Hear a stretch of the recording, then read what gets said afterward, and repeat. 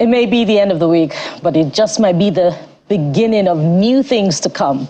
Good morning and welcome to the Morning Brief on Channels Television. It's great to be back, and I am Bukola Koka, back with my dependable colleagues, Jeffrey and Kade. Hi, guys. Welcome back. Thank you for standing in for me.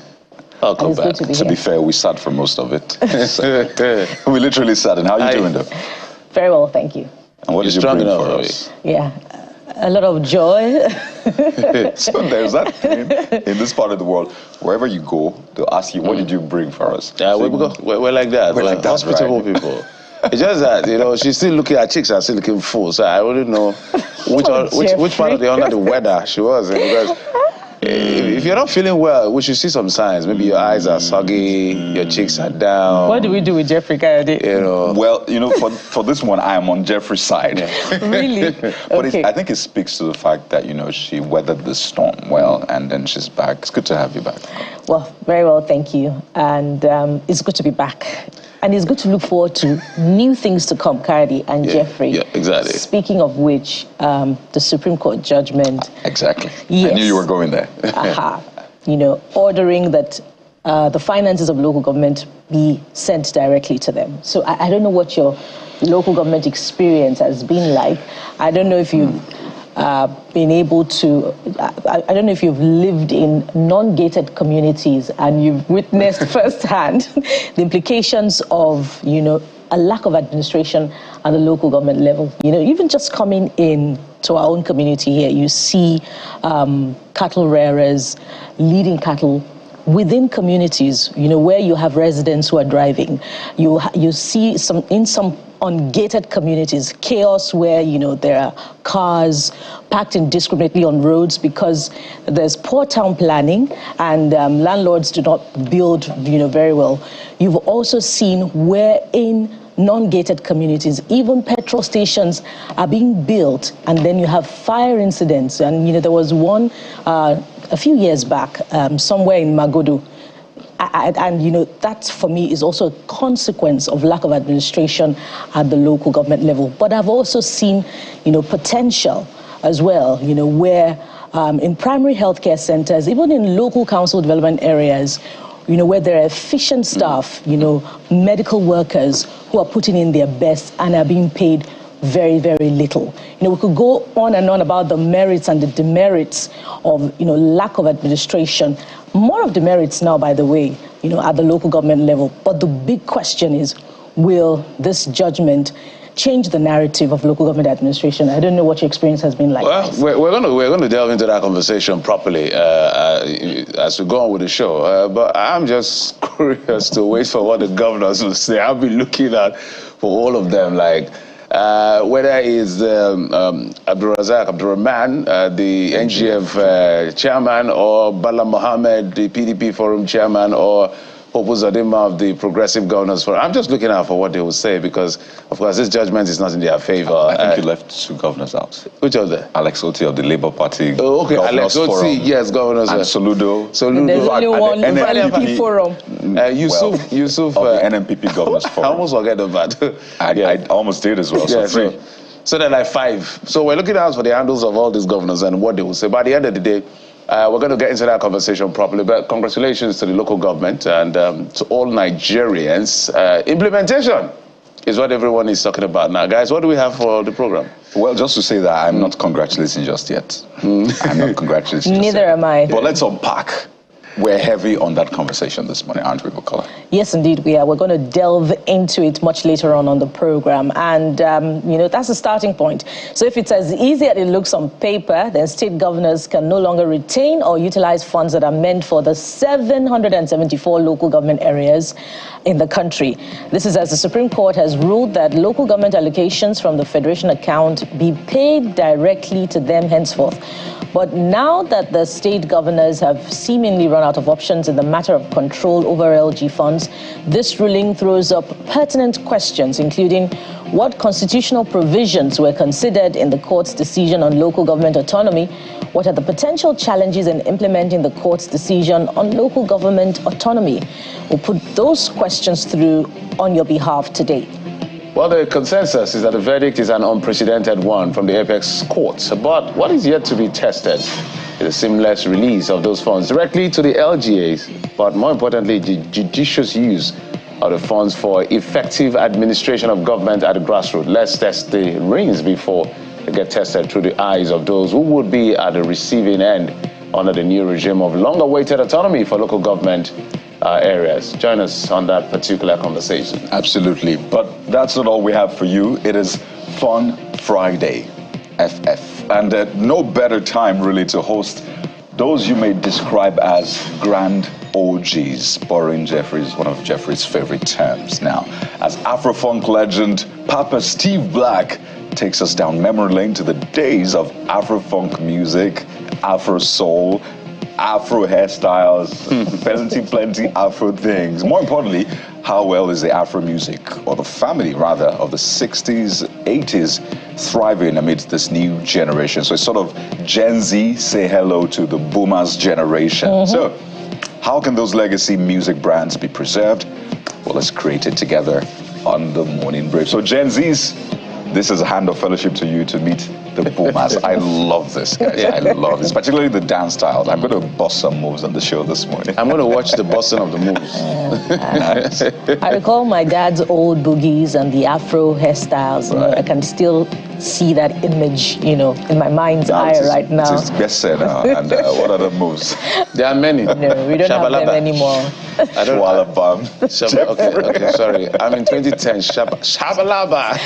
Hey, so that just may be your talking point, one of your talking points to us today. So you can start writing us already. We're looking forward to reading all of your comments on the big stories from local government autonomy to Afro-funk and Afro hairstyles.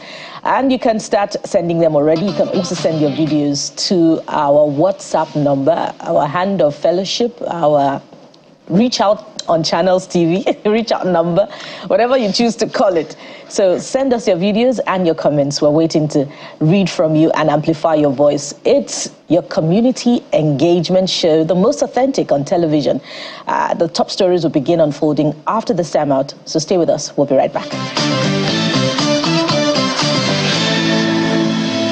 Welcome back to the Morning Brief. Now, the courts held sway on Thursday, with the Supreme Court leading the pack as it ruled that the federal government should henceforth pay allocations directly to local government councils from the Federation account.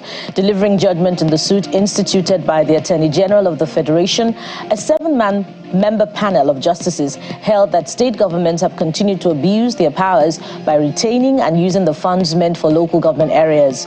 Justice Emmanuel Agim, who read the lead judgment, said states are mandated to ensure that their local government councils are democratically elected and that governors cannot use their powers to dissolve democratically elected local government councils. There's no winner, there's no loser. The Nigerian people will enjoy the benefits of good governance. I think this has been in the clamor for a long time. It's not personal. What is important is that the people will hold chairmen now more accountable because the funds are going directly to them. And I think that it is time for us to move this discussion forward. The judgment on local government autonomy have just been delivered by the Supreme Court. We'll get the certified true copy of the judgment as a body. The body of State Attorneys General of the Federation will study it and then we'll come up with our statement on it. In the meantime, the president has welcomed the Supreme Court's judgment, affirming what he describes as the spirit, intent, and purpose of the Constitution of the Federal Republic of Nigeria on the statutory rights of local governments. In a statement issued by the Special Advisor to the President on Media and Publicity, Ajuri Ngilali, President Tinubu stated that a fundamental challenge to the nation's advancement over the years has been ineffective local government administration, as governance at the critical cellular level of socio-political configuration is nearly absent. The president emphasizes that local council leaders must now ensure that the broad spectrum of Nigerians living at that level are satisfied that they are benefiting from people-oriented service delivery. And there's been a flurry of reactions apart from the president's one, as Governor Chukwuma Soludo of Anambra State and his counterpart from Cross River, Basiotu, have also been reacting to the judgment of the Supreme Court that declared as unconstitutional state governors holding on to funds meant for local government administration. Speaking at the State House in Abuja, the governor said it is necessary for resources to get down to the grassroots and for the people's money to work for them at all levels.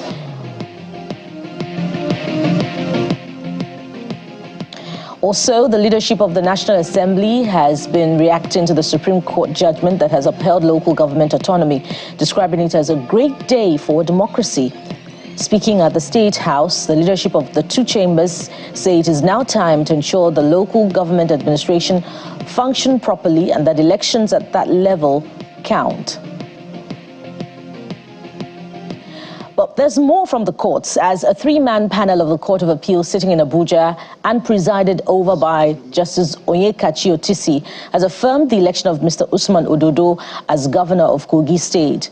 The court upheld the Kogi State Governorship Election Petition Tribunal verdict, which affirmed Mr. Ododo as the duly elected governor of Kogi State in the November 11, 2023 governorship election, after dismissing the appeal filed by the Social Democratic Party's candidate, Mr. Murtala Jaka. And Justice James Omotosho of the Federal High Court has ordered that the former Minister of Power, Saleh Maman, be remanded in Kuje Prison in Abuja, pending the consideration of his bail application. Justice Omotosho issued the order after Maman was arraigned on a 12-count charge bordering on money laundering offenses brought against him by the Economic and Financial Crimes Commission, EFCC. In the amended charge, the ex-minister is alleged to have laundered over 33 billion naira and acquired property through proxies. He pleaded not guilty to the charges when it was read to him. The judge adjourned till Friday for the hearing of the bail application and ordered that the defendant be remanded in Kuje Correctional Center.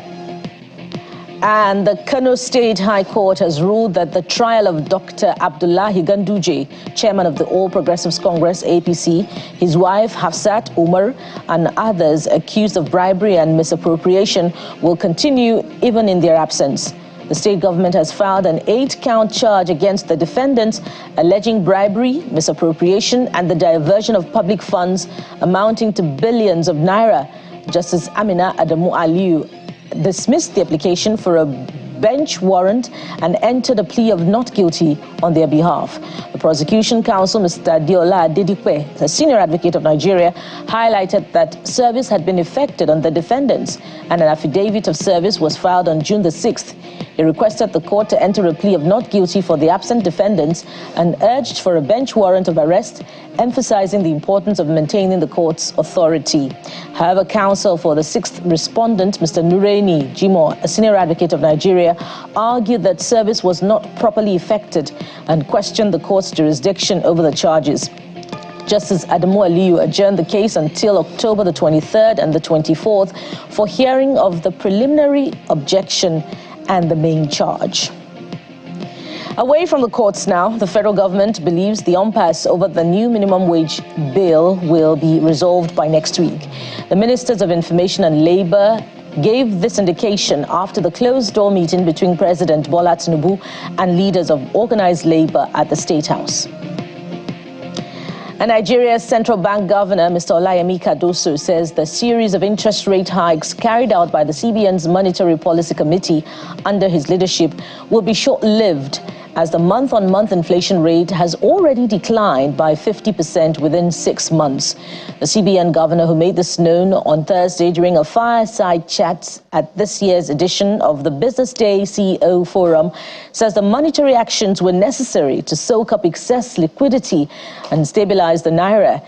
He explained that the major issue for the MPC is to ring down on inflation and pledged that they would do what is necessary to tame it. Period of time, that's the important thing for the MPC as far as I can see. And I believe that, for example, I can tell you that between February and May of this year, the month-on-month rate of inflation, month-on-month, has halved. has gone down 50%. Okay?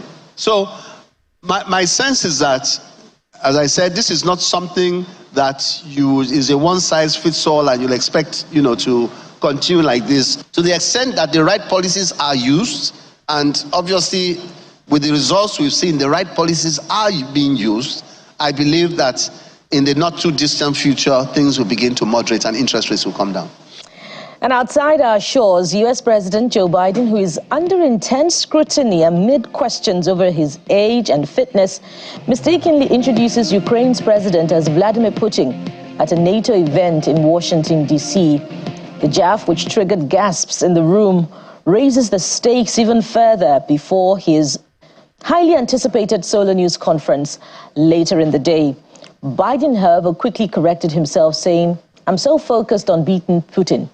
The president will field questions from reporters later over his re-election bid as more members of his own Democratic Party call for him to stand aside after a stumbling debate performance fueled concerns over his age. Biden has vowed to fight on and insists he's the best candidate to beat Donald Trump in the November election. Critics had said that Biden's speeches in front of a teleprompter are vastly different than his unscripted moments. So this gaffe comes with major implications for his candidacy and for Democrats ahead of the presidential election. And in sports, Jasmine Paolini became the first Italian woman in history to reach a Wimbledon final after beating Donna Veseek 2-6, 6-4, 7-6 in an all-time classic. At 2 hours and 51 minutes, it was the longest women's singles semi-final in Wimbledon history. And the win means Paolini is the first woman since Serena Williams in 2016 to reach the final of the French Open and Wimbledon in the same season. And congratulations to Paolini. What are your reactions to some of these big stories? Jeffrey joins me now for a review of your thoughts of the day. Absolutely, Bukola. So we'll get straight to it. And of course, the conversation, the biggest one has to do with the Supreme Court's declaration. Yeah, so on one hand, the Supreme Court has said, send that money to the local government directly, because according to Section 162, subsection 3, all of you are tiers of government. So why are you doing this and all of that? So it also says don't send money to local government that don't have duly elected officials. So that has generated talking points. So let's find out what you're saying as far as that is concerned. The Supreme Court is saying it's unconstitutional for governor to hold LG funds. Henry MD says life is back to local government just like the way it was 4 decades ago. While we're growing up, local government is the bedrock of any reasonable government. Financial independence of local government is the most crucial decision by the Supreme Court in the recent history. And this next one is from Lion of Eziagu, I believe. And he says, even if local government autonomy is granted, what happens to the various state electoral commissions which are funded by the various state governments? It is still a futile cycle. There should be an independent electoral commission like INEC that will be in charge of the 35 states. Jadiola Saminu says, apart from allowing us to practice local government autonomy as constitutionally stipulated, what this does is that it opens room for accountability. Majority of you don't know the local government chairman responsible for your locals. Now autonomy is in order, and we can always. And this one is from Odumodu Bulago. Pardon me. And he says, I believe let them all conduct local government elections and remit all the money in joint accounts straight to the local government. Joint accounts straight to the local government. Joint account. So well, there will not be Jack again, But we're going to look at some of the provisions of the Constitution. Absolutely. All of that issue is on 162 of the Constitution. Then the issue of democratically elected is on Section 7 of the Constitution. The senior advocate will be joining us to break it down. Steve Flenzi says, now Supreme Court has granted highest order. We now need to know when LG start getting those allocations directly from FG. So each community will go after their local government chairman.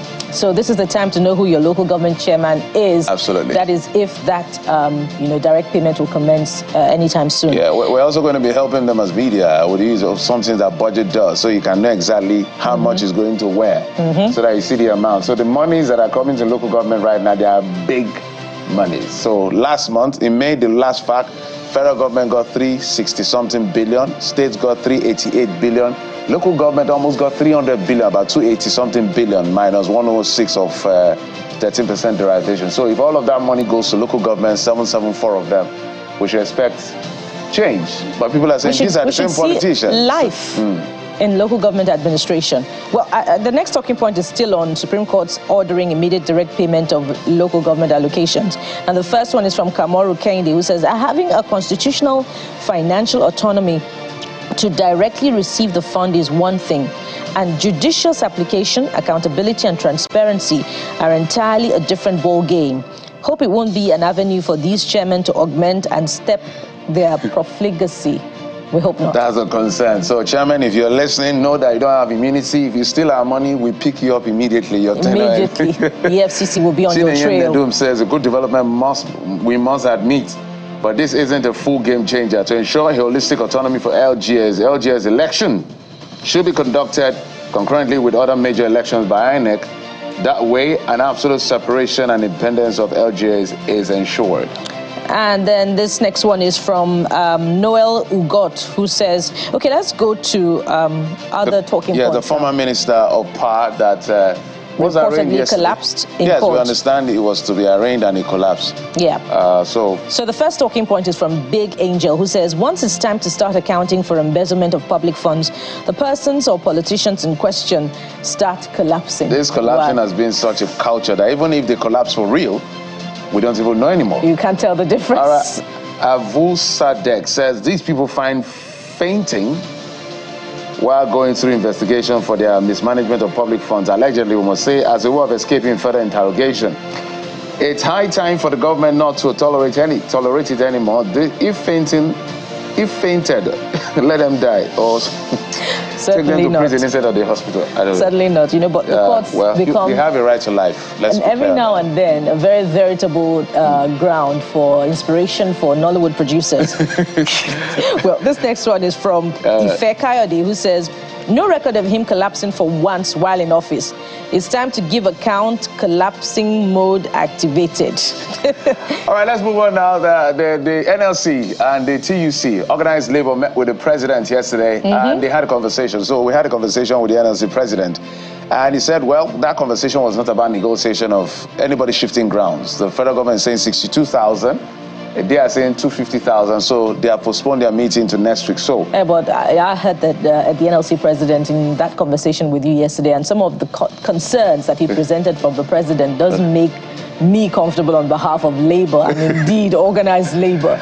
But we hope that the federal government will shift ground a little more. I think they will. Yeah. Okay, Sema says back and forth on the logic that requires simpler solution. Scrap monthly minimum wage and switch to per hour pay, then see how effective the workforce will be. Even politicians too should be paid hourly, and we might save a whole lot. If we do that, even members of the House of Reps and Senate, some will not be collecting money, but they never show up as much as they should show up. If Nigerians have tightened their belt a lot, over the last 1 year plus, politicians should also begin to tighten their belt. All right. We can't say that the next enough. One, Bukola. Agbalaka says the country can afford to pay more than that to its workers once it gets rid of kleptocrats and corrupt politicians. Okay, I think that is the much we can take as far as the conversation on X is concerned. So we thank you so much for bringing your thought through. Bring it on. WhatsApp number on X will aggregate it, amplify it right here on the morning news. And we're starting off with the very first big talking point, the Supreme Court's verdict on local government autonomy. We're going to break it down for you and ask those questions agitating your minds as regards the implication of this ruling. So join us. We're starting right away.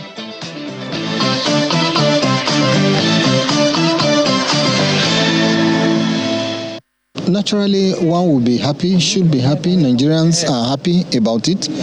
I call it local government emancipation judgment, because it has really emancipated the local government from, the shackles of the past.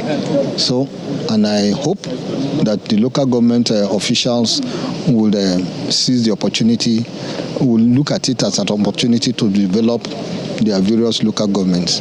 Well, the ball is in the court of the governors. let us see what they will come out with.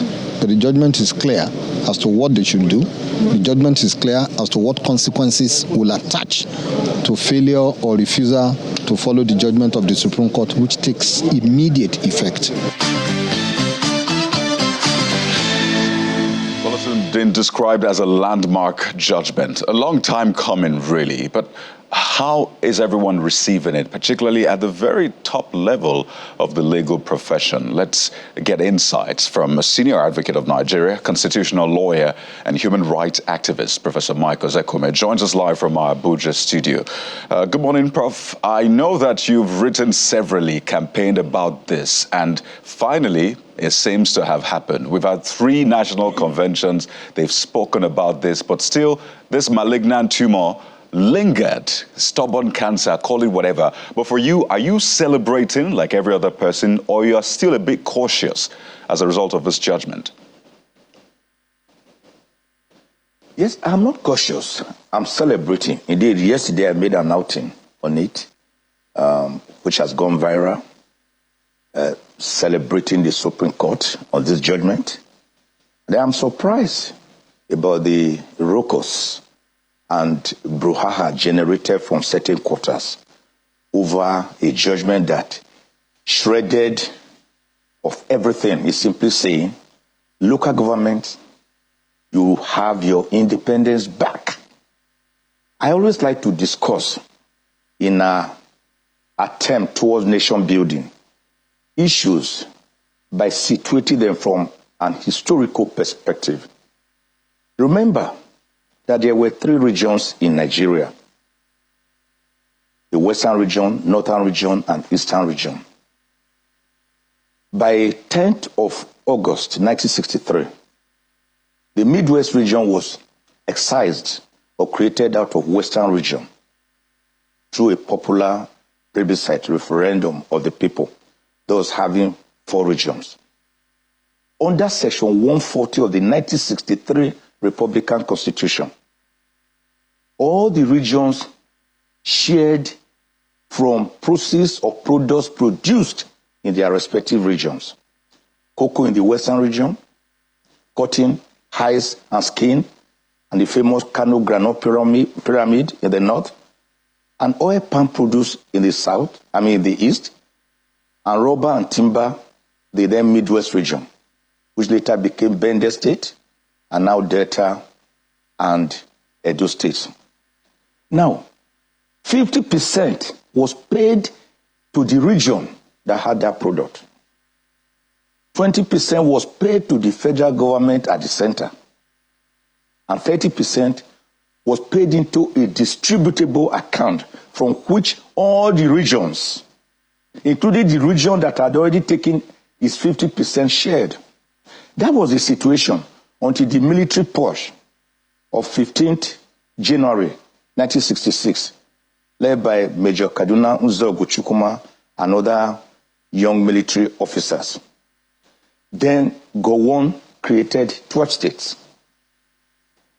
From the 12 states, today we have 36 states. Now, we also have 774 local government areas. You can have this creation, you can have the federal government, the states, the local governments in sections 2 and 3 of the 1999 Constitution. But by 1976, the system of local government was established in Nigeria, which has been given imprimatur, constitutional recognition by Section 7 of the 1999 Constitution, which provides that a system of democratically elected governments shall be ensured, and that state governments can only make laws that ensure that these local governments are democratically elected in terms of their structure, finances, and functions. The question is, how many tiers of government do we have by this historical background that I've given?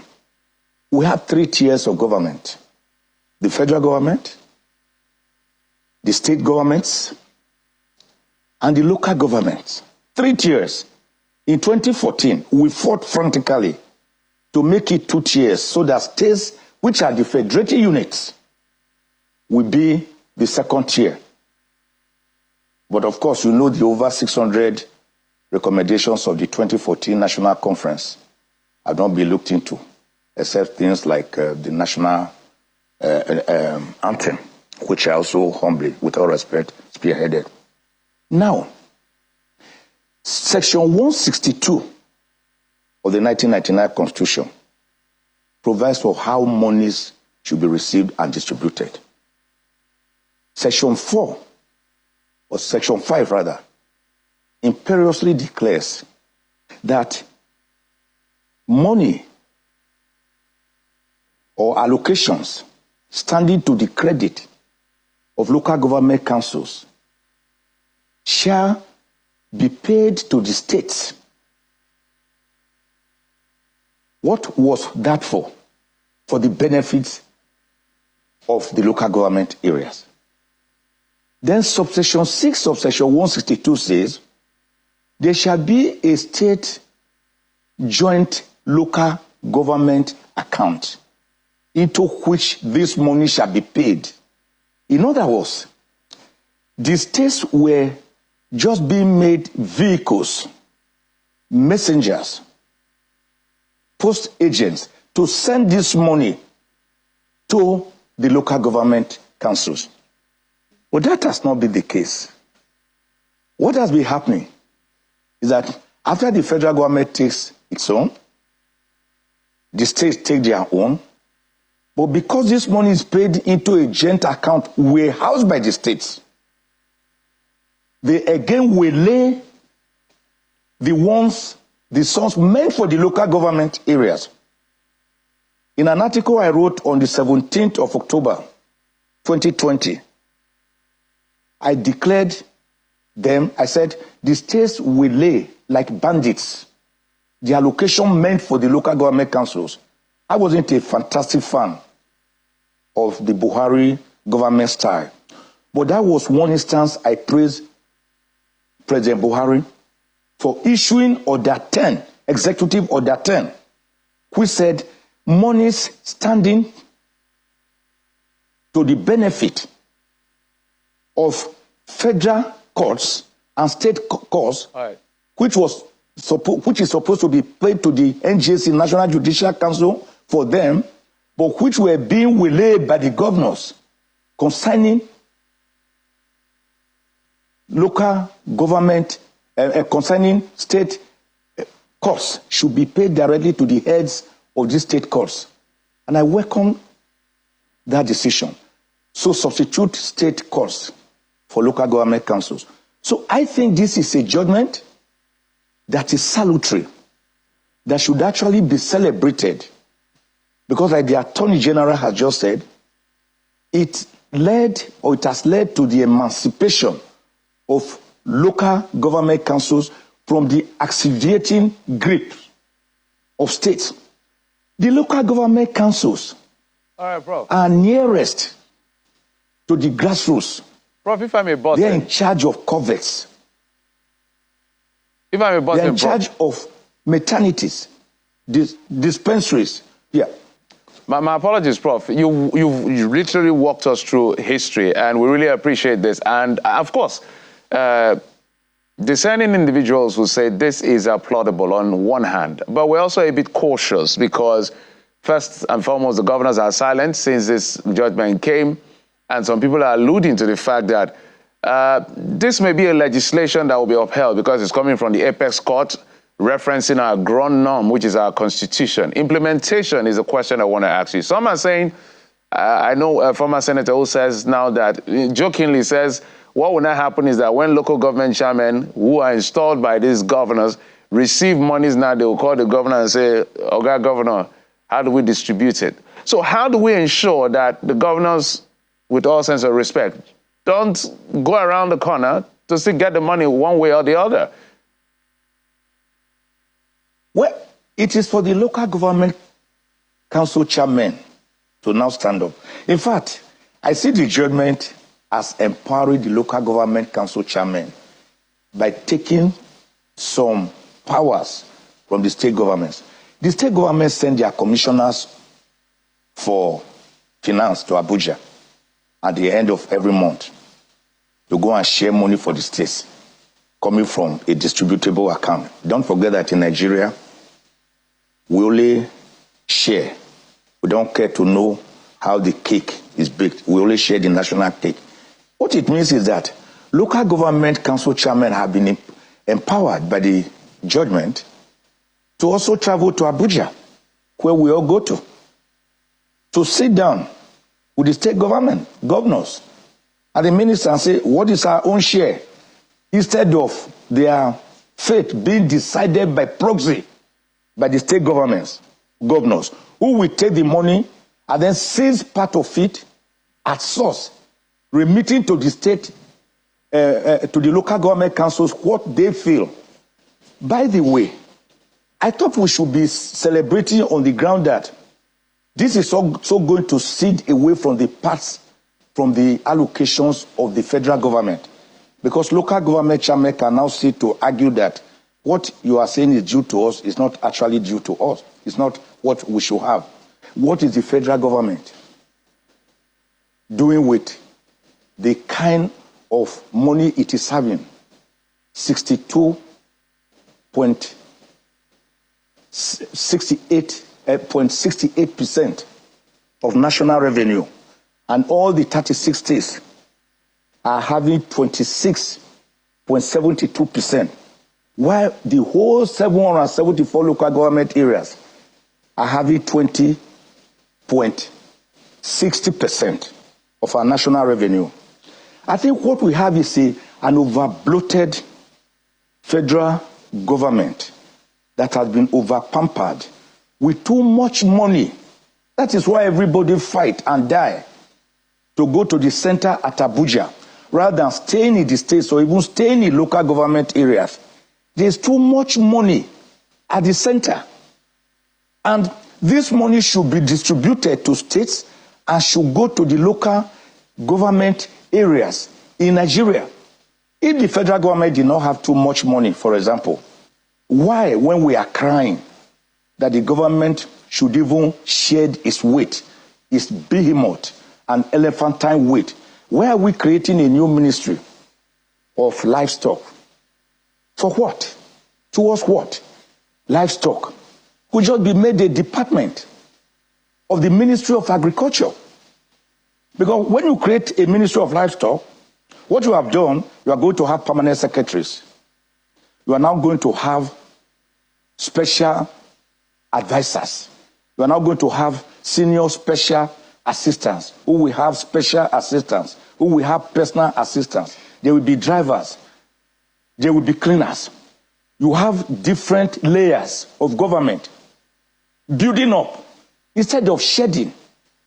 A ministry like that should not be an autonomous ministry, but should just be an arm, just a department of the Ministry of Agriculture. You can even collapse Ministry of Agriculture with water resources and livestock and forestry so that we have one ministry. You can see what is going on in Kenya. After the people took their destiny in their hands, William Ruto has panicked. He has just dissolved his entire cabinet, including the Attorney General, leaving only the Foreign Affairs Minister and one or two others. He's going to reconstitute because the people said, your government is too expensive. He has stopped all budgetary allocations to the office of the First Lady, Second Lady, Third Lady, whatever you call them, foreign travels, purchase of new vehicles, refurbishment of infrastructure, because the people were being made and tasked with $2.7 billion excessive finance bill act, which was meant to even tax their bread. So I think this judgment, to me, by this judgment, the Supreme Court, which said it was using a progressive interpretative device. That's why we call it. It's a progressive interpretation. Right. By looking at what was this money meant for. It was meant for the local government councils. Where is it now? It's being warehoused by the states. And all that the Supreme Court is saying is, look, this money can be paid or should be paid to the local government councils through the states, governors. But since you have been abusing this process, Prof, quite a number of issues we are not going to send it directly to them to enjoy. Quite a number of issues we'd like to raise with you, Prof. The other part of the judgment is one that concerns the election, well, it's a dissolution of elected local government chairmen and replacing them with caretaker chairmen. And it ties to what you were talking about happening in Kenya. For example, in Rivers State, we saw some of the caretaker chairmen appointing aides. One of them appointed 100 aides, according to the statement that was put out. And people were wondering, what are you doing with 100 aides?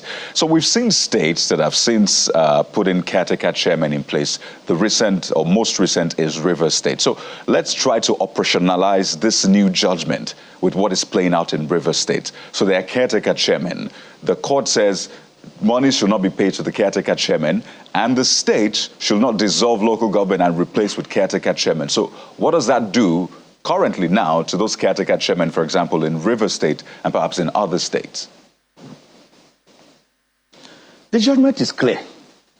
The Supreme Court is trying to rescue the local government councils, which are supposed to be democratically elected under Section 7 of the Constitution.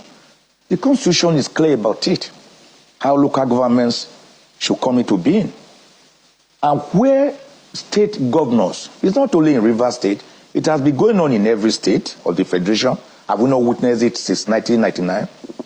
Governors dissolving local government councils that were duly elected by the people, for the people and by the people, and then putting their minions and their surrogates as chairman, caretaker. There's nothing like caretaker chairman in the Constitution. It is an aberration. It doesn't happen.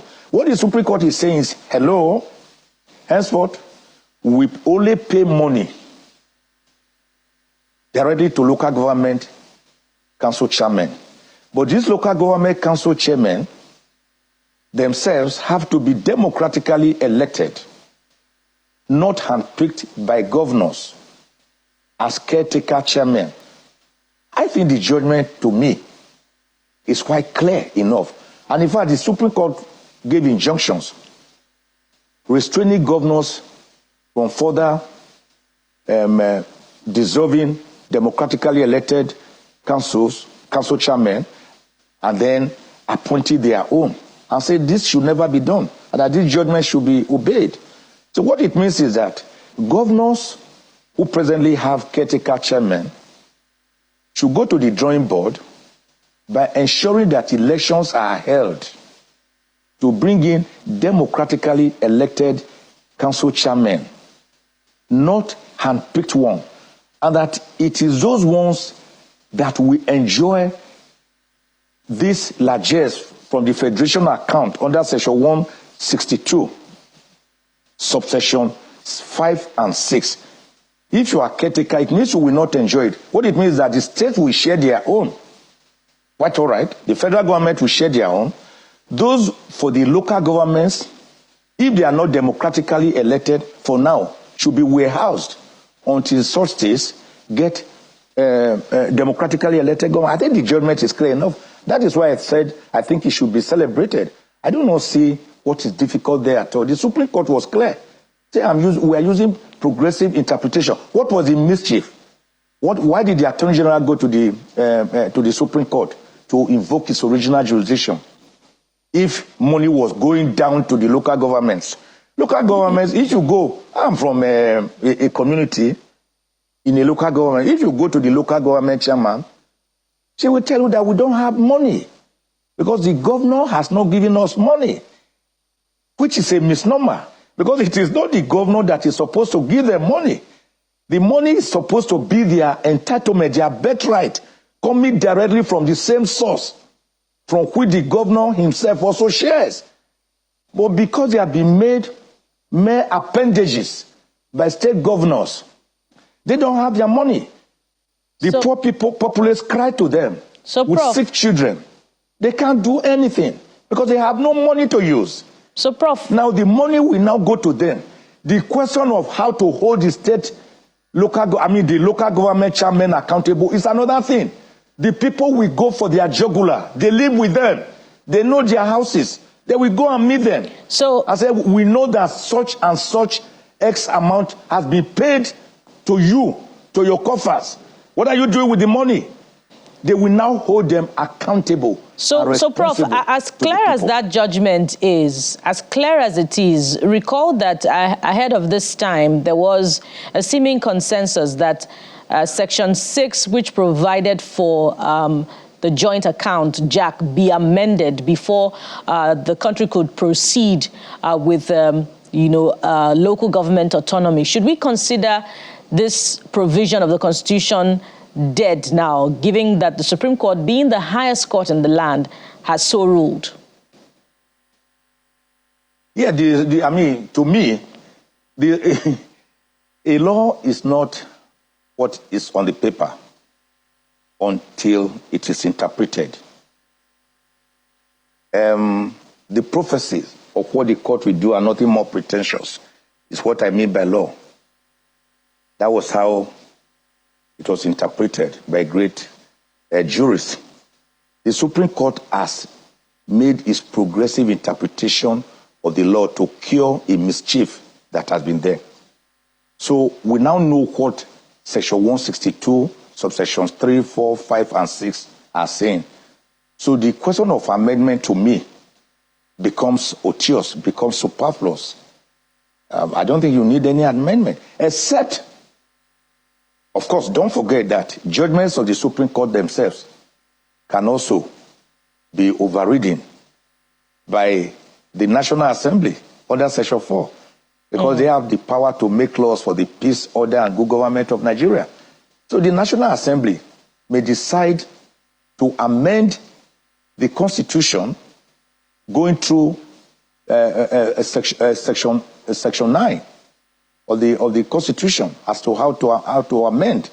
And if they so want to amend it and remove certain sections or insert certain sections, but you cannot use an act of Parliament, act of the National Assembly, to amend provisions of the Constitution. Only the Supreme Court can, through purposive interpretation, through progressive interpretation, to remove certain mischiefs, can say what the law is. And it has declared what the law is. And don't forget that the Supreme Court is the apex court of the land. And it makes it clear that we are final. So if I may come in there now. Infallible. We are infallible because we are final.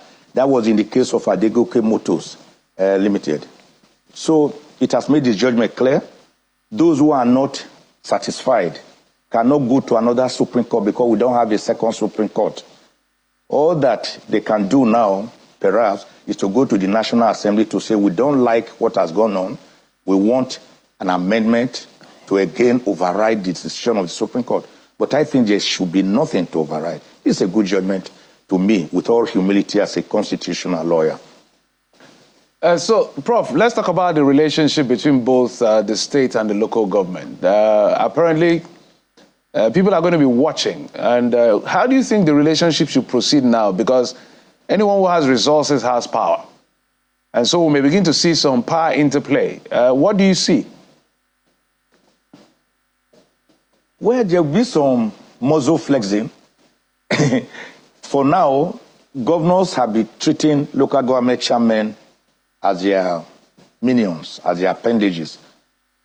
When they say jump, the local government chairman will ask the governor, how high should I jump? If the governor says run, he will ask, how fast do you want me to run? Like Usain Bolt or like Ben Johnson? But now you can't do that.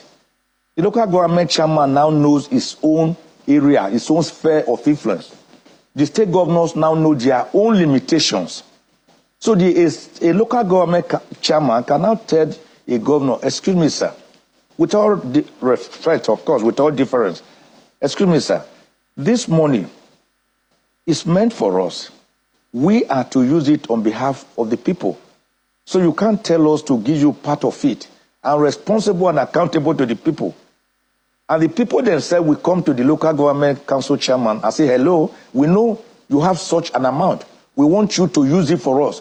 In other words, the 3 tiers of government, which was brought about since 1976, has now come into play. No longer 2 tiers. We have been seeing 3 tiers in theory, but actually 2 tiers of government in practice, federal government and state government.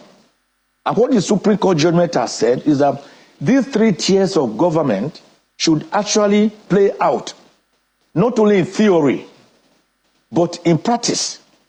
So local government chairmen have been energized. They have been empowered. There's no doubt about that powers of state governors has been whittled down. I can also say, to me, the power of the federal government, contrary to arguments, has thereby been whittled down, because hitherto small local government chairmen can now also come to Abuja to go and hold that joint allocation meeting with the federal government to know what is coming to them, not negotiation being done on their behalf. You see, if it, like MK Abiola will say, if it takes a man 20 years to learn madness, how many years will he require to practice it? If we have been practicing something since 1999 and it is not working out, and we didn't know where to go, and the Apex Court now decides to show us the way to go, I think it is celebratory. It calls for celebration. That is why in my write-up yesterday, I said I hail the Supreme Court. And I'm seeing it I'm not missing words about it, that it has not made the federal government an overlord over the local government and over the states, contrary to what some people are saying. Rather, the federal government has now been told, this is your sphere, stay there. States, this is your own sphere of influence, stay there. Local government, this is your own sphere of influence that have been clouded and crowded over the years. You now have it. I do not see anything that anyone should worry about at all. I do not see how that empowers the federal government to now become a Don Quixote against local governments and states. I don't see it. We hope so also. But in the case of extreme optimism, should the federal government begin to release funds directly to the local governments, let's say next month, August, what happens to states where there are 37 local government, local council development areas in addition to the local government areas that have been in contention since the time of former President Olusegun Obasanjo, like Lagos, and in other states too, where the creation of LCDAs are in contention? The judgment is clear. Incidentally, it was done under President Tinubu now, and his special advisor has just celebrated the judgment, and that means Tinubu himself celebrated the judgment. Under him, development council areas were created because they wouldn't create a state like Lagos, that is the most populous state in Nigeria with over 25 million people, was he having how many local governments? So he creatively decided to create development council areas.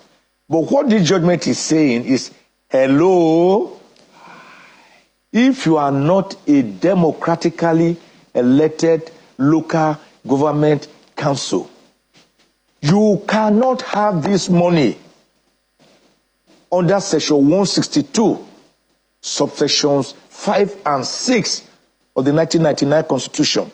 You can't have it. So what it means is that money should now be plowed to those local governments that are in existence democratically. But I can tell you that politicians have a way of being creative.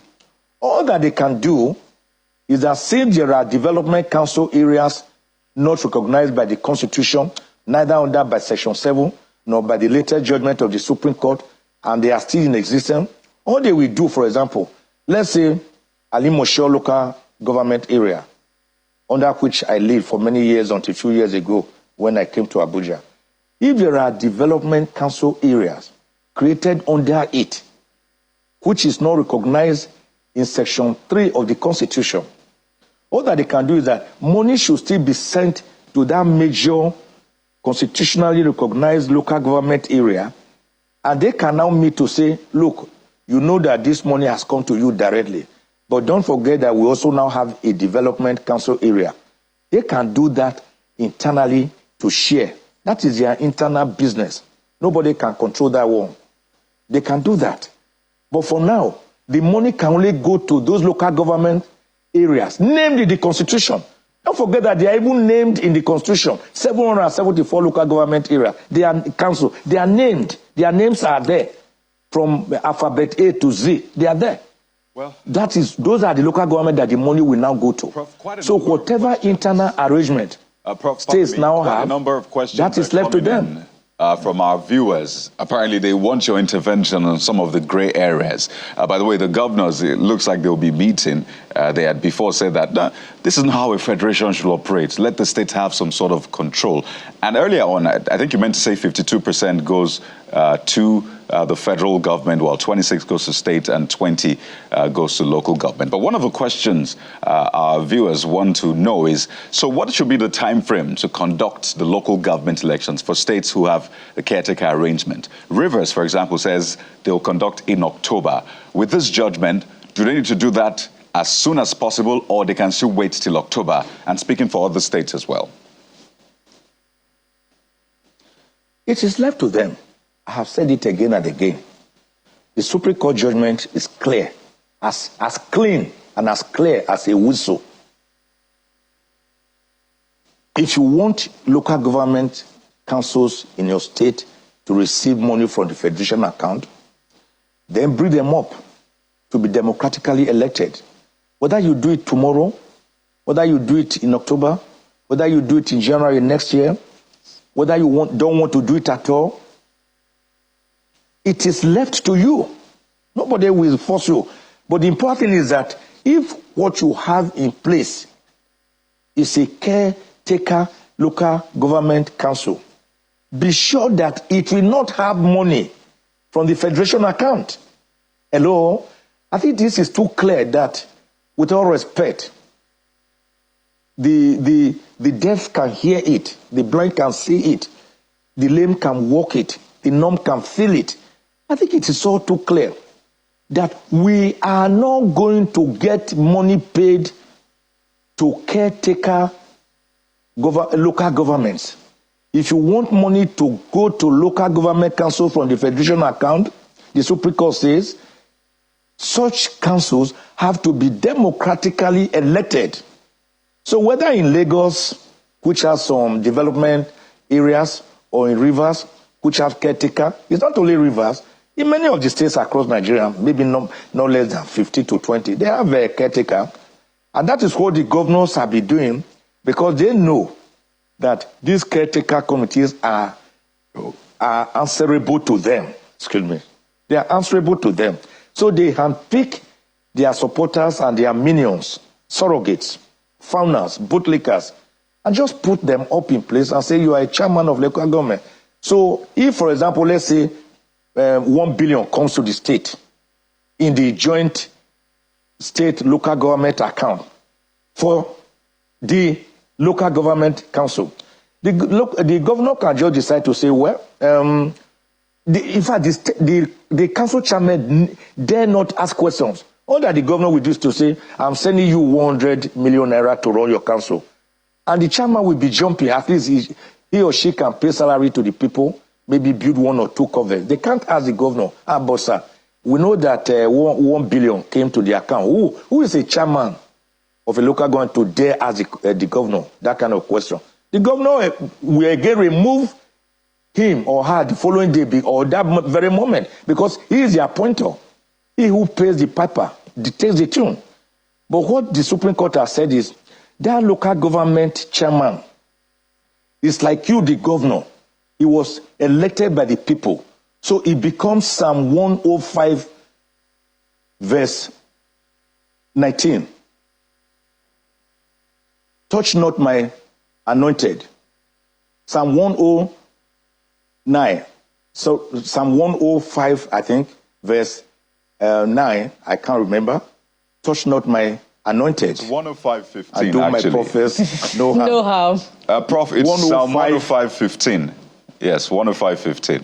Yeah, 105:15. Yeah, I'm just mixing them around. Thank you very much. It's okay. Psalm 105 verse 15 says, touch not my anointed, and do my prophets no harm. So the local government chairman says the Supreme Court, and now Psalm 105 verse 15, they are now anointed.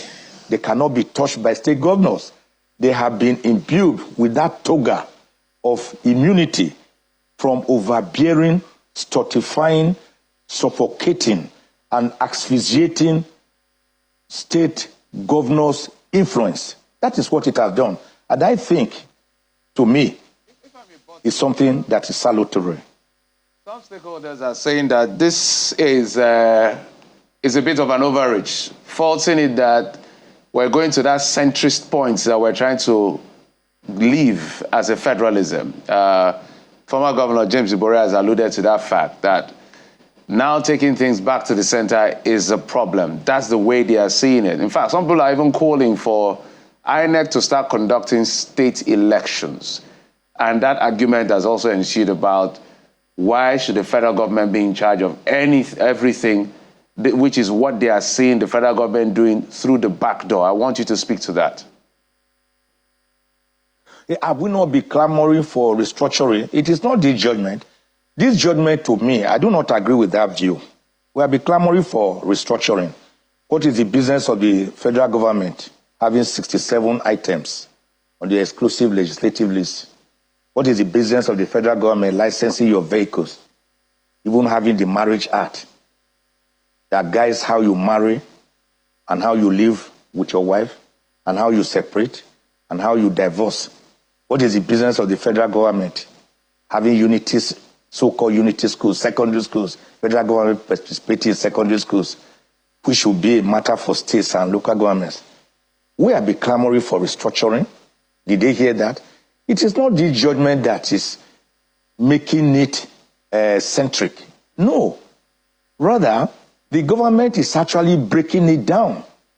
The 3 tiers of government recognized since 1976 and under Section 7 of the Constitution and under Sections 2 and 3 of the Constitution have actually been made to come into effect.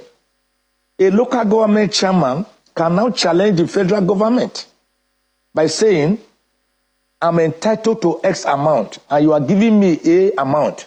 That is not my due. Before now, they could only do that through the states. But they can now cry out. They can now cry out and say, this is not what we are.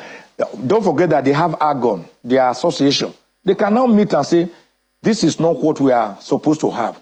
I do not see it as giving more powers to the federal government. Rather, I personally feel that it is actually taking some powers from the federal government by being made to sit down now with local government council chairmen rather than only governors. I think some powers have been chipped away from the federal government. The federation account, when they are negotiating, when they are discussing with the commissioners for finance, don't they sit down at a round table with the minister of finance? Don't they discuss? A chairman of a local government can now attend that meeting during their fact sharing. You can now sit down to know how much is coming to them. That's what the judgment means. You can now sit down with the federal government. How does that make the federal government more powerful when actually the circumstances are now extenuating and these powers have been ceded, have been chipped away? I see it from the other angle. I do not see it as making federal government to now suddenly have more powers over local government. It's the sharing formula. The sharing is done at a round table. It's not as if the federal government just allocates and say, state, this is your own. Local government, this is your own. They all agree as to what should come to each of them. All right. States will now know. Local governments will now know. I think rather than saying it has concentrated powers in the hands of government, for the federal government, I think it has rather chipped away from the powers of the imperial and imperious federal government that can now be challenged by a local government chairman. Well, I see it from that angle. The judgment is salutary. Quite an interesting time we find ourselves, but the coming days will tell. Still, the governors are meeting. We understand they're meant to meet, and we'll wait to see what their reaction to this would be. But we'd like to thank you so much for providing some insight into this. You say it's very simple. We've been speaking with Senior Advocate of Nigeria, constitutional lawyer, Professor Mike Osaikume. Thank you for your time. I just want to thank you, and I want to thank Nigerians to say Nigeria is a project in the works, and that we can get it right through trial and error. By the grace of God, we get it right. God bless Nigeria. Amen to that. And not to forget, touch not my anointed. Very important. Thank you once again, Prof. Well, we'll take a moment now, but just before that, there have been some responses coming in from you across board. This is a big one, really, so you understand why Nigerians are very vested in this. Law Alpha C from Aba has the first one saying, with full autonomy granted to the local government councils, governors' political relevance may have been considerably tampered with. And in a bid to continue to be in charge, there may be political crisis in the state. He says, we're watching. And this next one is from Prosper Onyebuchi from Taraba State, who says, Supreme Court's decision is a welcome development. The local government chairmen were elected just like the governors, so a governor has no right to sack an elected chairman or receive the funds. Take a look at this next one from Femi Abulude from Ikorodu here in Lagos. For this judgment to be effective, local government elections should be sacrosanct. If the state governors are still selecting their cronies as chairman, it will not work. So keep your comments coming in, hashtag CTV Morning Brief, or you can do that on WhatsApp right away. We'll take a moment now. When we return, we'll bring you another angle to this conversation. It's really multifaceted. Stay with us right here on the Morning Brief.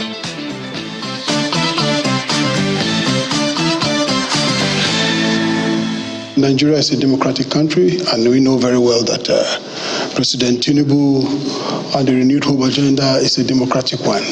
And I believe that the judgment is taken in very good faith. All Nigerians should be happy about it. I don't think anybody is against development in the local governments. I don't think so.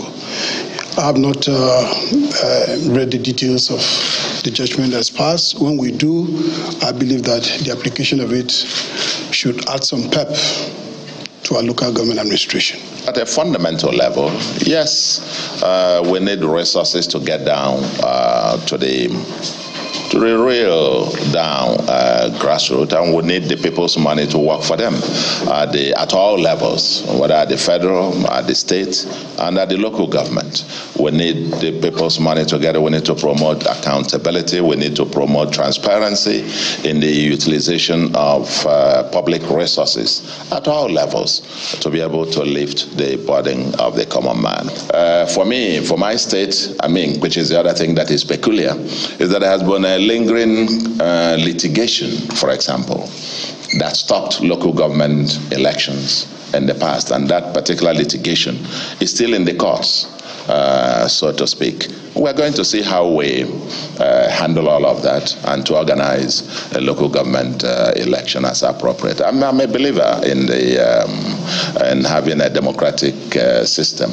Like I said, I made a firm commitment to that, and I don't say what I won't do.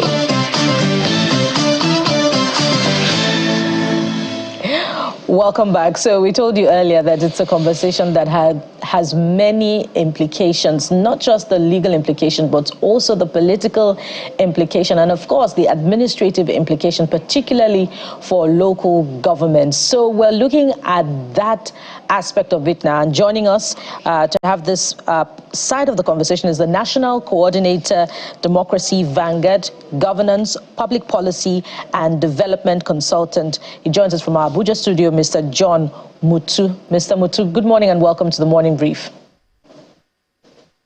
Good morning, and thank you for having me. Good morning, Nigerians.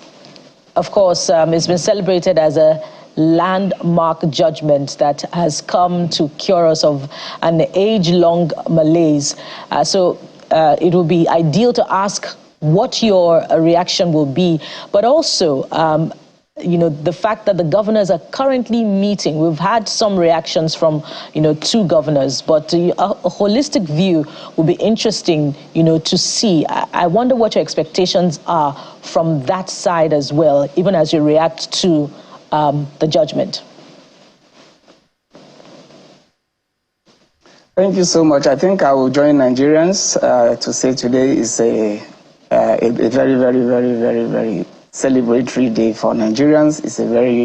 It's victory for our democracy. And like you rightly noted, it's an advocacy that has been going on for a very long time. It's been a struggle that has been going on for a very long time. The National Assembly has taken, the gauntlet and has been pushing for this for a very long time. Civil society groups, the media, Nigerians have been clamoring for this over the years.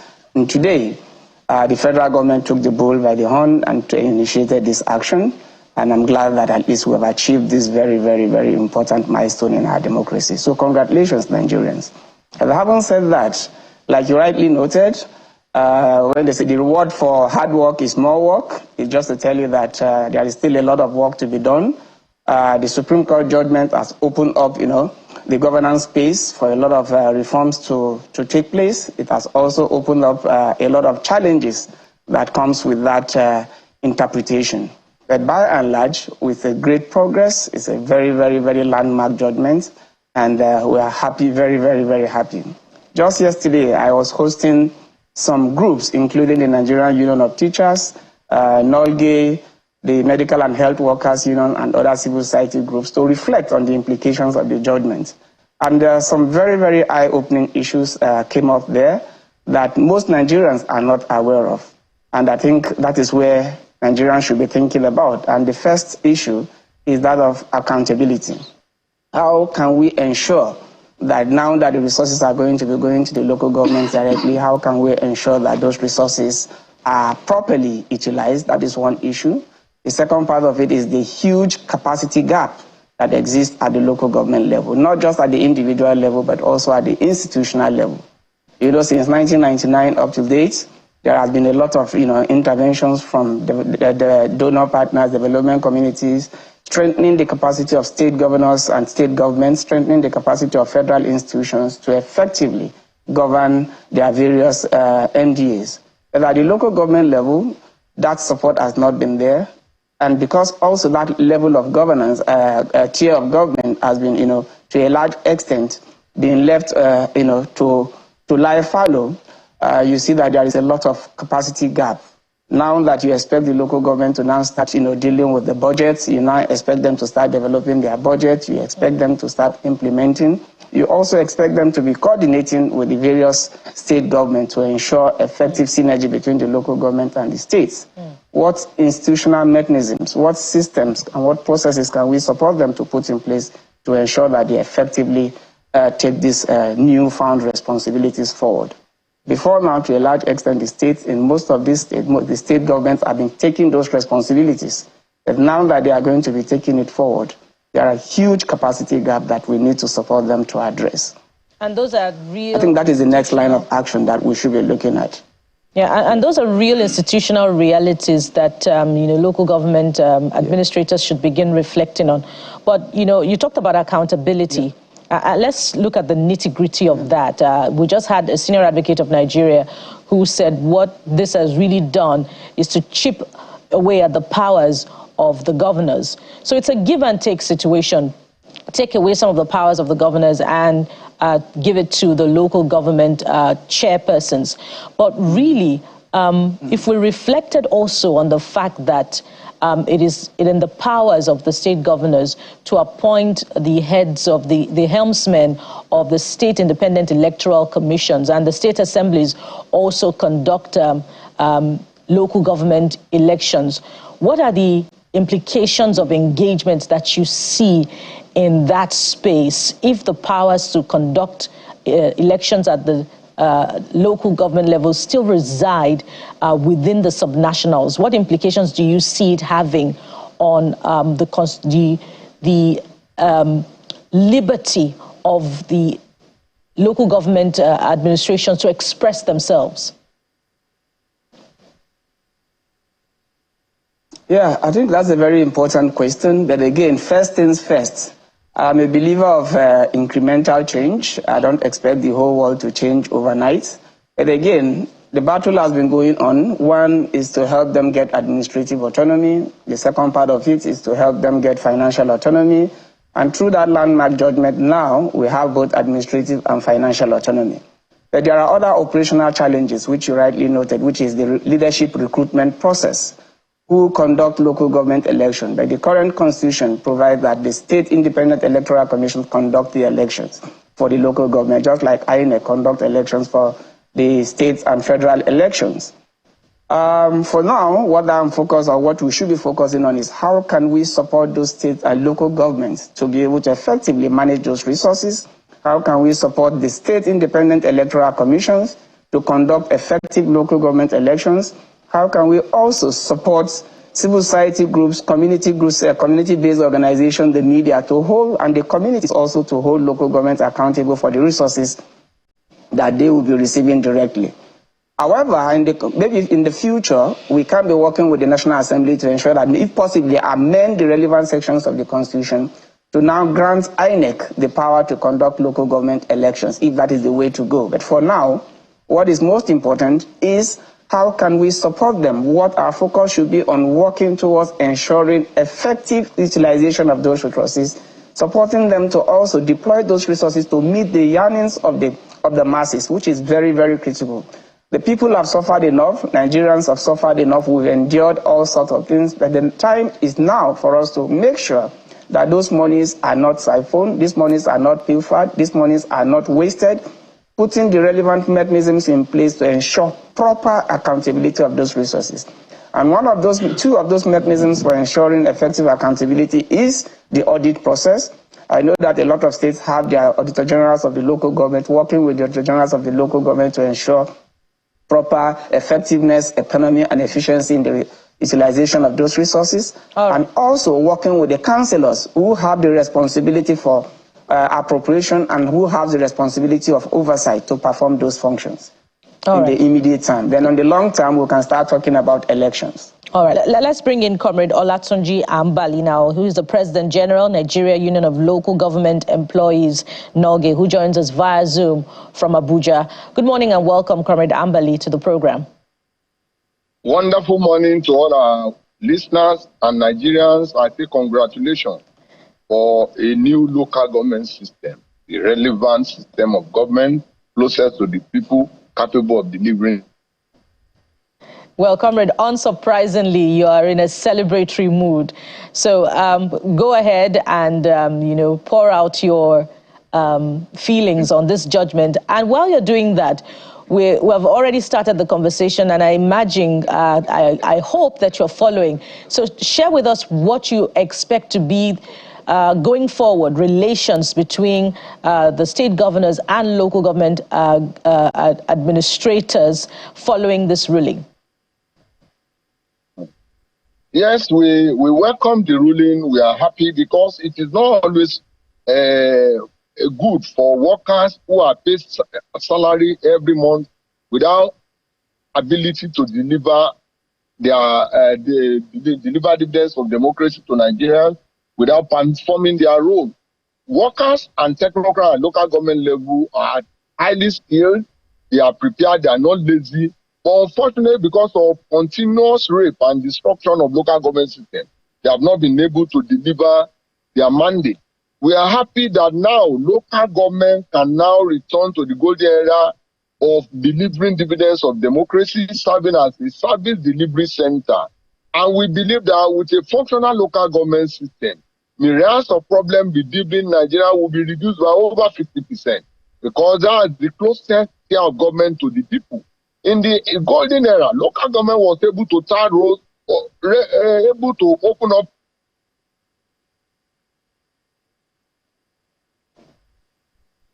Oh dear. Oh dear. It appears as if we have challenges with the audio connection through to Mr. Comrade Ambali. We'll return to him. But let me come to you, Mr. Mutu. You were speaking earlier about the implications of the powers still residing with the state governors to conduct local government elections through the these state independent electoral commissions. And you mentioned that perhaps, one part of the problem that can be solved is if INEC can take over that process. But wouldn't that also become a problem because it will be taking away the structure of elections, as we say it in political parlance here in Nigeria, from the state governors, and perhaps that is why the state governors are weary of this judgment? Yeah, I think the judgment didn't really touch on the powers of the states to conduct election. I think the judgment, I'm not sure the judgment talked about that, and I'm not sure if it's one of the prayers. The current constitution mandates the states to conduct election, but there are, like I said, there are advocacies and people are of the view that the next step to go is to amend the constitution to empower INEC to conduct local government elections. But as a stakeholder who has been involved in the process over time, I'm aware that governors were quite wary, and the state assemblies have also raised that challenge that most times the federal government wants INEC to conduct elections because they want to use that as an instrument to control the local government. That fear has been there, whether real or imagined. But we have had two examples. Once upon a time, INEC used to conduct local government elections. We saw what transpired then. I didn't really see how the federal electoral body or the federal government has used that platform to control or maybe influence elections at the local government level. I never saw that up till 1999. And again, now we've seen situations where state governments through SEC conduct local government election, and we see what the challenges that comes with it. So it's for us to look at it and balance it, which one works better, right? If the preponderance of opinion is saying that INEC should be given the power as an independent arbiter to conduct elections, and they are able to give justification, and people believe that that is the way to go, then I see no reason why. What we should be thinking about, what safety nets can we put in place to ensure that the fears of the governors are effectively addressed? That is one option. The second option is, if the way to go is for independent electoral commission of the state to conduct election, and we want to retain that, the question is, how can we support those institutions to effectively discharge that mandate? I know that INEC didn't become what it is today. Once upon a time, INEC also had this challenge where people continue to blame INEC for influencing elections, not effectively conducting elections. But over time, we've been able to support INEC. We now have the reforms that brought about the card reader and other initiatives that have now maybe helped strengthen the system. So whichever way that it goes, either it is the states or it is the federal, the most important thing is putting in place mechanisms that will ensure effective delivery of elections. But currently, what is happening in the states is not the best. We now see a bandwagon effect, like other people have said, wherever it is a political party A that is in government, everybody, all the people that they made victorious become part of that, the people from that political party. So election management is an issue that we need to focus on. But again, one other challenge I want to bring to the table for Nigerians to discuss, please, I think it's important, is one of the challenges that has emerged is the issue of funding basic primary education, the issue of funding primary health care. Before now, from what we found out before now, the state government funds basic education payment of teacher salaries from the Joint Account Allocation Committee, from the JAC. Right now that maybe that powers have now been removed, JAC has now been abolished, the question is, who is going to now pay teacher salary? Is it the local governments? Is it the states? Which mechanism is there? Before now, we're also aware that local governments claim that teachers are not their staff. States also say teachers are not their staff. So we need to find a way to make sure we address those issues so that in the next 1 month or thereabout, we will not be having another crisis at the states over payment of teacher salary and basic education. All right, Mr. Amusi, that's a very valid point, and I'm sure the authorities have taken note of that. But there's another point we must raise, and I would like you to speak to. So we see the way it is practiced in Nigeria that houses of assembly are more or less appendages of the governors. So they literally don't have strength to be able to hold the governors to account for most of these states. So let's bring it down to the local government. Now that they have resources, because with resources comes power, that's the truth. Councillors are holding both executive and legislative, responsibility as they have legislative arm. So we may be overreaching if we expect too much from councillors to expect to hold the maybe chairman to, to account or hold themselves to account. So it now falls on the citizens to hold these elected officials to account. What is the best formula to get the desired results? Okay, I think that is a very important point you raised there. There are various mechanisms, there are various channels, there are various mediums for ensuring an effective accountability. Number one, you're aware of the NFIU guidelines. The NFIU tracks the release of funds to local governments, and now they are going to step up their game. The NFIU continue to monitor the utilization of those funds. So whistle blowing, citizens have the opportunity to blow whistle. They have opportunity to submit petitions where they suspect infraction or where they suspect any fraud, either to the NFIU or to the EFC. So the anti-corruption bodies are out there. They are now going to be monitoring closely the utilization of public funds. That is one. Number two, like I mentioned, the audit process provides a very important function, opportunity as well to track those utilization of resources. And the civil society, this is very, very important. Civil society plays a very, very important role. And civil society include both media, community-based organization, faith-based organization, professional groups, community-based organization. And like you know, it is easier to hold local government chairmen accountable than holding state governors accountable. It is easier to hold local government chairmen accountable than holding Jack, who nobody knew where he resides. So I have the confidence that supporting the local government councillors, working closely with civil society groups and the anti-corruption agencies and the media playing a crucial role, we will be able to start putting in place mechanisms. It will not change overnight. It's not going to be resolved overnight, but gradually, as our democracy matures, we'll be able to put in place the necessary to make sure that there is efficiency, there is functionality. But I can give it to you, definitely expect some good changes within the next 1 year. From now on, we expect all the local government chairmen to start residing in their various local government headquarters. We expect the council secretariat to start becoming functional, not knowing that resources will be coming on a monthly basis.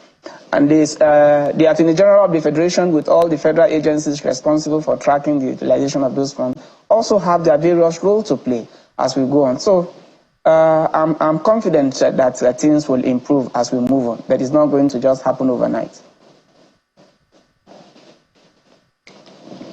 All right, we would like to thank you very much. So many areas to touch, but we must manage our time. It's an ongoing conversation, but we'll return to it subsequently. This is by no means the end of the conversation. We want to thank you very much. We also had Comrade Olatunji Ambali, who sort of had, connection problem, and we couldn't continue the conversation with him. But we thank him in absentia. He's the President General, Nigeria Union of Local Government Employees. We also had the National Coordinator, Democracy Vanguard, Governance, Public Policy and Development Consultant, who joined us from our Abuja studio, Mr. John Mutu. Thank you very much for your time on the program. Thank you. Congratulations once again, Nigerians. Indeed. Thank you very much. So we'll switch gears now to the softer side of things, as we say, as we engage the grand old guard, not just the old guard now, but the grand old guard. It's a conversation you don't want to miss, so join us. We'll be right back.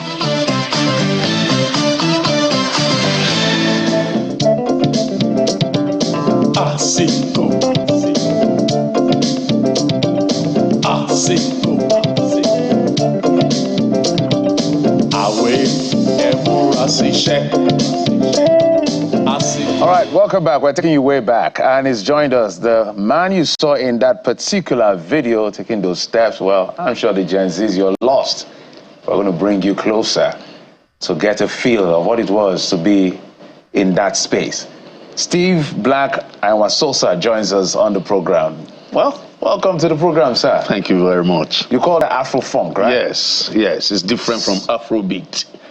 It's a fusion of high life and the funk from James Brown's school of super heavy funk. So there's a lot of James Brown influence in Africa. That's right. Because I know Fela was also influenced by James Brown at some point. He's the godfather. Yeah.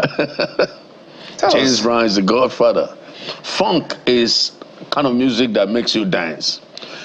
You can't listen to funk and don't shake any part of your body. It's not possible. because and then high life is also that music that uplifts your spirit. You feel like dancing anytime. So combination of both is fire.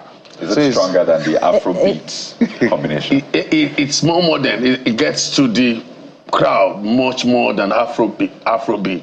It's a freestyle. So what's it called? A combination of funk and a combination of high life. What's it called? That is the Afro-funk. That's Afro-funk. Yeah, so African funk. So there are sounds that make you stand up to dance. That's right. There are sounds that give you what we call armchair dancing. That's right. What does Afro-funk do? Afro-funk will make you stand up, or except if you are not in that very, if you are trapped, you can't dance, but then before you know it, your legs are on their own. We're just looking at you. We're excited to see you still keeping up this strong energy like you're in your 20s. And tell us how you do it. Well, first I give glory to God because God is everything. He's our source. Secondly, I think it's a state of mind.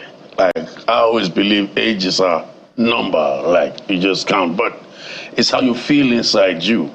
If you feel old inside you, then you're old. But I don't feel old inside me. I can see that.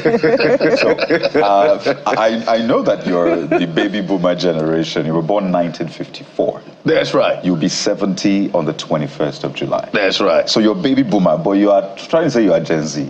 Are you Gen Z? Gen Z by heart. By heart. By heart, yes. By heart, that's right. It's beautiful, really. I mean, seeing your trajectory. So if you could take us back in time. You know, we're just having a conversation about local government autonomy, how originally the local governments were meant to bring government to the grassroots. That's right. So the plan of things originally were quite different. So you living in that time, you know, seeing what life was like. Yes, you witnessed the coup. You witnessed independence as well. Yeah. Witnessed major landmarks. Yes. How would you describe then and now? What you must understand is that nothing stays the same forever. Change is always there. It's constant. So we are changing. Yeah. But back in our days, I think it was better. What? It was really, really better. You didn't have the internet, you didn't have mobile No, we didn't need it. We didn't need it, but we communicated. There was this post office. You write a letter, it gets to its destination, you get a reply. And you have to wait. Yeah, of course, everything we learn to be patient. The new generation don't have patience. They gra, you know what I mean? So, and then the local government was working in our days because you can count how many houses has private pipe-borne water in the compound. Because if not, every street has pipe-borne water. Tap, tap, tap, and it's a local government that was making sure that happens, you know. But these days, it's not like that anymore. Everything is centered around governor and, you know. But like I said, changes, you can't stop it. Things must change, you know. But about the local government autonomy, my fear and my worry is that I hope we are not transferring the corruption from governor's office to the local government's chairman. Because except if there is a mechanism in place to check the local government chairman, we're still going to end up the same way. Because I keep hearing people say the people will hold the local government chairman responsible. You can't see your local government chairman. Ordinary councillor is now having bodyguards. You can't go knock at his door. You go to his office, you fill a form, you wait. When you are tired, you go home. So how do you hold people like that accountable? So there must be a mechanism. And that is what Nigeria is not doing right now that I don't like. Nigeria is building stronger people instead of building stronger institutions. It's quite interesting how this conversation is about music, but you are still well grounded in governance, politics, and that is what influences your music. That's right. And I'm tempted to take you here, so I'll just take you there. Do you see that playing out in the musicians, the artists of today? Do you see them well grounded in governance? And I mean, look at Fela. Fela's music was literally about, and people still dance to it, still listen to it. But do you see that happening right now? And this is not to cast aspersions, but it's a reality. Do you see that happening? You're right. Most of our musicians these days don't really listen to what's happening around them. I'm sorry, madam, but what they want now is that big, beautiful babe. It's what it is. It's what it is, man, you know. But, hey, for you to be grounded in whatever you're doing, you got to know what's going on around you. There is current affairs. You got to be interested in it. It forms part of your lyrics. You don't just write lyrics. The fella's music lives forever. It's not the beat, but it's the lyrics. You can imagine what he said many years ago, still happening now. He was vast. He had ideas of current affairs. He wasn't a politician 100%, but at least he knows about politics. So we are supposed to be educated. Well, you don't have to go to school to learn that. It affects your day-to-day, affects your life. It's going to affect my children, my great-grandchildren. So I should know about it. You know, one of the things that I learned from what you have said is that at that time you learned to wait. Yes. You know, you wrote letters, and I imagine you wrote love letters to your sweethearts there. Yes. And you learned to wait for their replies. Wow, beautiful. So let's bring it to music now. Nice. I read one of your interviews, and you talked about how there's no substance to music compositions in this day and age, that even back then you had to, when you composed the song, you had to also compose the beats to it. So, and you know, we can even talk about how some of the old songs of back in the day are still being reproduced by the younger generation musicians. What did your generation do differently that made you produce classics that are still being repackaged in this generation? First of all, we give thanks to the big record companies that were in existence in our own days. You can't just record the music like we do nowadays. You just record it, nobody vets it. You just record and you are putting it on Spotify, on platforms. No. In our days when you record, you have to go through these big-time recording companies. They have to sit down and listen to it. Check out your lyrics, check out your beat, check out what direction. Is it dance music? Okay, can this music really make people dance? You know, but those things are lacking these days. So that's what we did differently. So when we know that if you put out a record, there is a set of people that are coming to listen to it and vet it. Even they come to watch our rehearsal. They start from watching our rehearsal. They start to control, they start to tell you, no, what you are playing, you should have done it this way, or do it that way, or don't do it at all. Check out your lyrics. You have to write your lyrics and pass it on. But these days, it's not like that anymore. Anybody can just go into the studio, record something, throw it on the internet, and... Well, that's the reality we are faced with. That's democratization of opportunity. Perhaps that time it was controlled, so a lot of people may not have been able to come out because they don't have the resources to reach out to these big record labels. But right now, a few, apps here and there, you can be able to put things together. So that is the reality we are faced now. Now it's time to, from your counsel, how do you advise this generation to reimagine their sound? They can vibe. Yeah. Besides vibing, still have a message and not lose out on any front. That's it. You've just said it. You've just said it. That's what they should do. They should. I wish they're listening to you right now. Oh, it's you there. I'm a journalist, man. Yeah, but journalists those days helped us too, because then in our days we used to get write-ups from newspapers, man. Journalists even go to TV stations and do programs. But it's the same thing. Just like you are saying now, they vet what they want to put out. Like I'm sure this morning, if you weren't sure of what I was going to do, you won't put me here on this seat. Your station has an image to project. So the new crop of musicians, what they should do is to know that they have a name and an image to project and also to protect. So they should know that their music is kind of an advisory, how will I put it? An advisory. Yeah, to other people listening to it. For instance, Ebenezer Obey, Sonny Ade, their music will live for, that's what they call evergreen. I doubt if we can have evergreen music in these days because the music will fade out after 2-3 years. But the names I'm mentioning now, the music will still, they've been on and they will die and their music will still be on. And that's where I'm fitting into. My music, my lyrics, fits into that category. So I will advise the upcoming musicians, the nowadays musicians, to fit into that. Write lyrics that will advise. For instance, there are a lot of people that believe in Yahoo business. You can write lyrics to counsel them, to let them know that, no, there is that Yahoo. You may be lucky after one time, but you are not sure of being lucky the second time. I mean, and this is you essentially pointing them in the right direction. So please listen to counsel this morning. That's right. Morning break. That's right. We'd still love for you to teach us how to bust a move as we wind down on the show. But funk moves, Kayode. Exactly. But we want to just see a snippet of you then. A long time ago. I know you love to play the conga. Yeah, the you were percussionist. Yes. And you said you lost some of your materials while moving.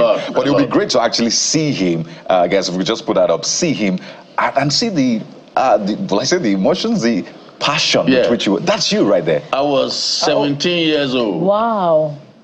Where was this? This was in Lagos in 1971. Wow.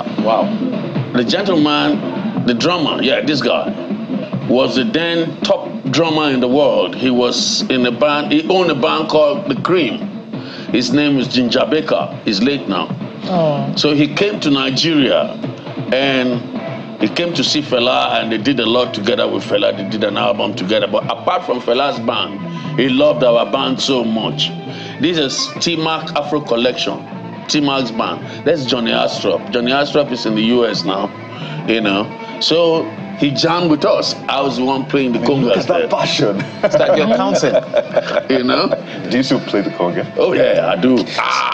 So we must not end the show without you teaching us to dance. Okay. You are 70 in a few days. Yes. But that doesn't mean you don't bust a move. Oh man. So what's your favorite dance move? We need to learn. Something from the 70s. Yes, it's the Afro-funk dance. Should we try it? If I have the music on. Okay. So we'll have your music in the background and then let's see. Will this allow us? You can stand. You can stand right here. Okay, stand here so we get to see you. Because you're cool. See you So are you sure you're 70? Yes. See you cool. Okay. See you cool. See you cool. Ladies and gentlemen. Oh, we can, right? I'm the supervisor of that.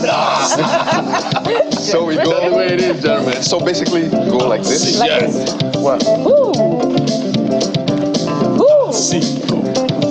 Come on, I love this. You cannot be all doing this now. No. So let's go again. Like we went back to the 70s. That's right.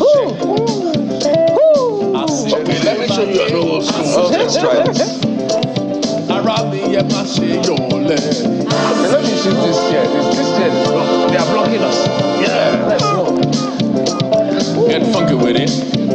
I love this. That's your Ladies and gentlemen, going back to the 70s right here on the morning break. Are you joining us? Don't just stand there and watch. Those legs are what I'm interested in. I'm sure you can't do any of the new dance steps. I don't know the new dance steps. These new dance steps they're doing, we used to call it Atasco. Oh, really? Yeah. So it's been there? It's been there, of course. It's in full circle? Yeah.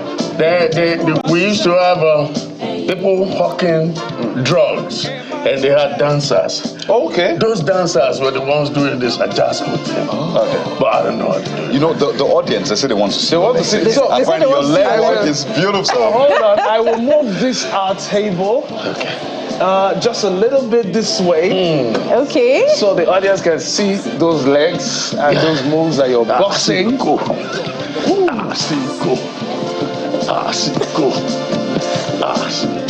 Man, this is not ordinary. You need some good coordination for this.